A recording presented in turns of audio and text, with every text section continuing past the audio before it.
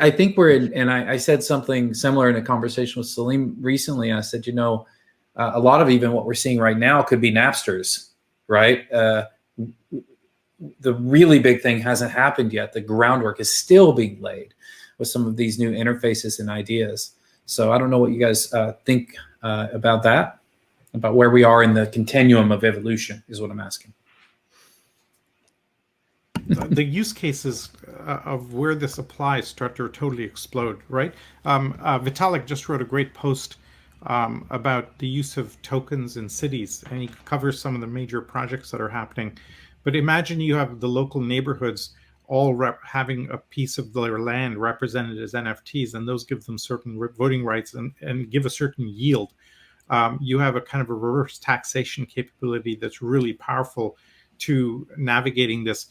For me, I'll repeat what I said last week in the discussion with Peter and Eric. For me, the power of all this whole world is not the fact that you can digitize it. It's the fact that you can program the outcomes. And then the programmatic nature of this makes sure you can then scale an environment in a really, really powerful way. And we've never been able to do that before. So if you take a land title and put that on a blockchain, great, that's the digital land title. But if that land title gives you yield, like carbon credits and other things, depending on what you have on that land, things get really interesting when you intersect this architecture of unique capability plus that. Vinay Gupta, who's the head of the community when Ethereum launched, is building the legal framework to connect from the NFT world to the real world, and a legally enforceable structure. Because right now an NFT is kind of a picture of a picture, and it could change, and there's some confusion around that. But if you can build a solid legal framework and a legal hierarchy, then you have something very powerful. A couple of the projects are taking collectibles and rare things and putting NFTs against those and having them be legally bound to the physical object.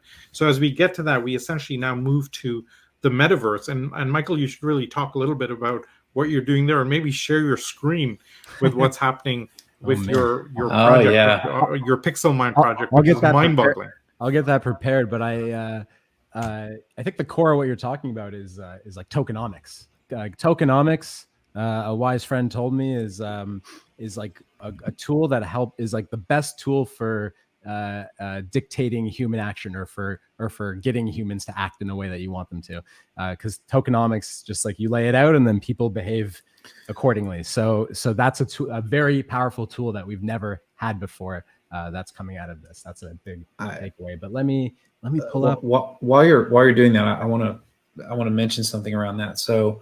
And this is a funny story that just happened to me this week somehow. But tokenomics, the way you've just described it, sounded an awful lot like game mechanics or gamification. And in fact, if you take a think, real big think, go broad, what all blockchains are. When you're given that token, I don't care if it's an NFT or a fungible token or whatever it is, when you're given that unit of account, I'll go with, you've been gamified right in that moment. Yep. Right. But it's this explosion of use cases for that unit of account or value or means of exchange, as most monies are, that things fundamentally change. And that's what we're all experiencing. And it's crazy. I'll let you show us about this part of the metaverse. I think metaverse is trying to eat Web3, and there's a whole one-upmanship going on out there, but with Facebook stuff. But I actually toured your art gallery that you sent me the link to the other day in Decentraland. So is that what you got? Yeah. So this is the Genesis block where everyone appears first when they come to Decentraland. So they've worked really hard on building it. This is a full-on DAO. They actually started centralized and they've fully transitioned into a DAO. Now I'm going to jump into the map and go right up to my space, which is at 14 or 15140. And we're going to jump right in. Boom, jump. And it's going to load for a second, but yeah, as you saw, I have my avatar. I can dress my avatar however I want. You can jump into your like backpack, and you can actually gain wearables through participating in other events that are happening in the metaverse. And so I think I could show you really quickly. Maybe I have something in my backpack. Boom! Here, let's put on this cool robe. No. Oh, I didn't press done. And also. One great tip, I always like to view things in night mode, just easier on the eyes. And typically when you're surfing the metaverse, it's at night. after work. Interesting. But this is our space. Oh. We got some music coming from the cat. I don't know if you can hear it. We got some beautiful art. I'll start walking instead of running so you can actually see it. But these are deep learning AI generated art pieces. So like, for example, here I typed in like Elon Musk Picasso, and the computer just created this out of thin air. I didn't feed it an image or anything. This was like an Einstein Picasso. I just wrote Pink Floyd, Brick in the Wall, and it gave me this. So these are some cool things that we've been, some tools that we're rolling out for artists so that they might be able to create derivatives of their existing art. So you can actually feed it an image plus a text prompt, and that's what these two are actually, and achieve a result. And that opens up all sorts of capabilities for existing artists and for people who really don't have too much skill with traditional art tools who want to dabble.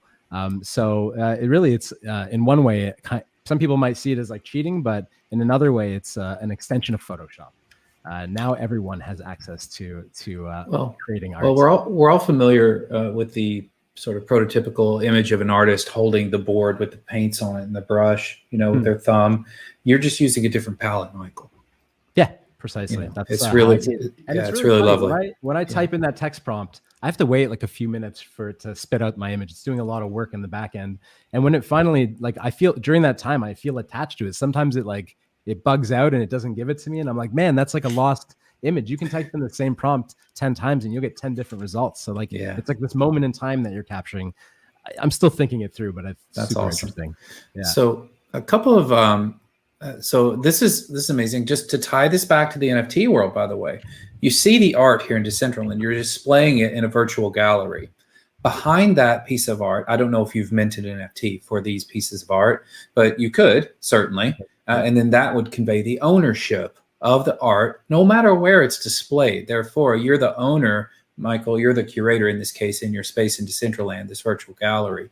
And I think sometimes people are having trouble tying together the difference between the art, which in this case is a digital file from a generative adversarial network, and the actuality of owning it as an NFT. And then the fact that that ownership becomes tradable, whereas the art is effectively now immutable. Now, I've been playing around, Michael, with storing digital stuff on IPFS to issue a CID as a form of hashed barcode to deal with what Salim talked about earlier, which is when somebody can change a pixel, it's not the same piece of art anymore, right? So there are also tools evolving to handle the veracity of the digital work that's then got an NFT minted towards it, like a certificate of ownership. Anyways, I'm just trying to tie some pieces together for folks of some of the things we've talked about here. And yeah, the NFT in a lot of ways acts as a certification. So like this is a statue that exists in real life. It's a Richard McDonald. And when you buy one, they give you this piece of paper that says it's authenticated. But that piece of paper is just something that you can print. It's worthless effectively. So if instead it was attached to an NFT, now you're potentially part of this community. If they just open up a channel, you have a direct connection with that brand. They can drop other stuff on you, and you have your certification that says, in fact, I do own this stuff, and it would travel along as you sold it. This is a real in real life statue, not just a digital one. It was that's too funny. I mean, try to get them to ship you your statue. Good luck. Yeah, right. Yeah, right. Especially if it's this big, right? But one thing I want to show you is this little machine here. It's pretty cool. It has a little smiley face in it. That's just a logo I put, but it's a POAP machine. It's a proof of attendance protocol. So it's a neat little protocol that these guys created where I think I haven't mentioned it before, but you come and you collect it. And when you do, it goes into your wallet, and it's proof that you were at a certain place at a certain time. And these are being used for in real life events and metaverse events as well.